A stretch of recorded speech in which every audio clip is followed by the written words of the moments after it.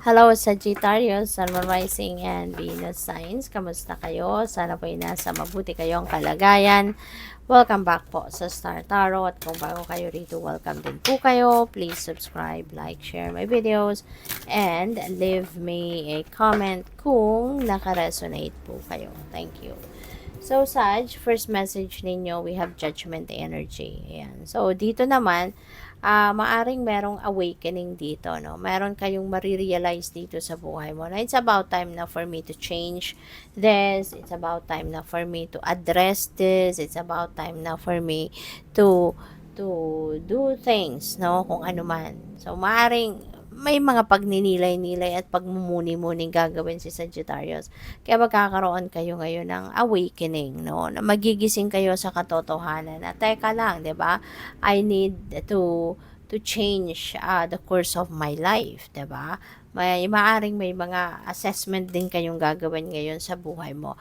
Kumbaga, siguro time ito na, alam mo yun, makakapagnilay-nilay ka, makakapag-isip ka na parang i-reevaluate ko muna nga ang sarili ko, no?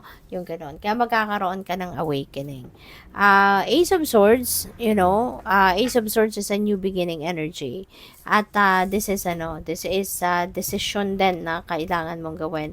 Meron kang mga decisions na siguro nahihirapan kang isipin, nahihirapan kang gawin, pero you will be provided, no, with illumination. You will be provided with clarity, 'di ba?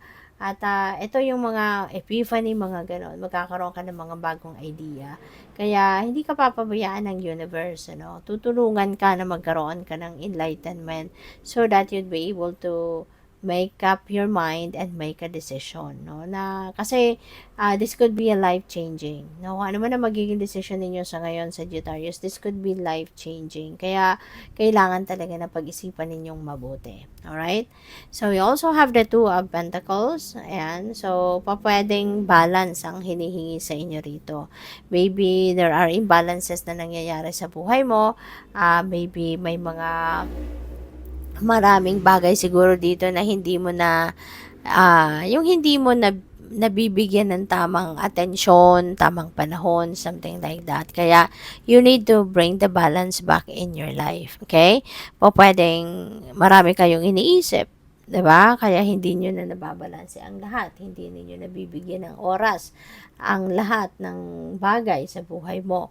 Kaya kailangan na ibalik mo yung balanse. Okay? Kasi kapag may imbalance, dyan nagsisimula or dyan nag-uugat yung problema. Kaya mas magandang ka muna, mag-isip-isip, magnilay-nilay ka, i-evaluate mo, tama yan, evaluate mo yung sarili mo, ano na mga nangyayari, para makita mo kung saan ang diferensya. 'Di ba?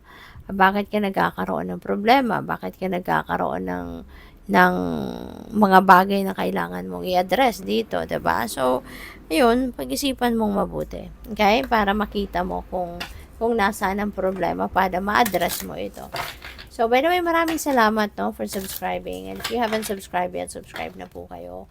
And also, maraming salamat din for not skipping the ads. Malaking tulong po yan sa akin. Thank you. And also, please click the join button sa baba ng video po, no, kung gusto ninyong mag-join sa membership. So, we also have Kindle Love. Ayan. So, napakaganda. So, siguro, you are going to be focusing on your love life din sa ngayon. Ano? Maaring isa din yan sa baka napapansin ninyo, baka napapabayaan nyo na din yung inyong romantic relationship. Kaya ngayon, maybe you're going to focus more on that sa ngayon. No? Create silence and embrace stillness, di ba, parehas lang sila halos. So, talagang, kailangan mo talaga na magbigay ng oras para sa sarili mo, no?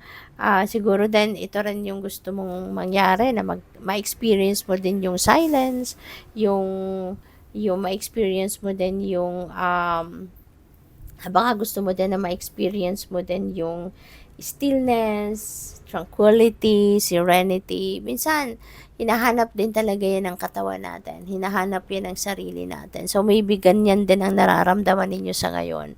'Di ba? Hinahanap din ng katawan mo na yung katahimikan. 'di ba? Kasi kung laging maingay, laging magulo, 'di ba? Baka alam mo 'yun, pakiramdam mo siguro parang sasabog ng tenga mo, sasabog na yung utak mo, 'di ba? Kaya sometimes kasi yung katawan natin nagpaparamdam din 'yan, no?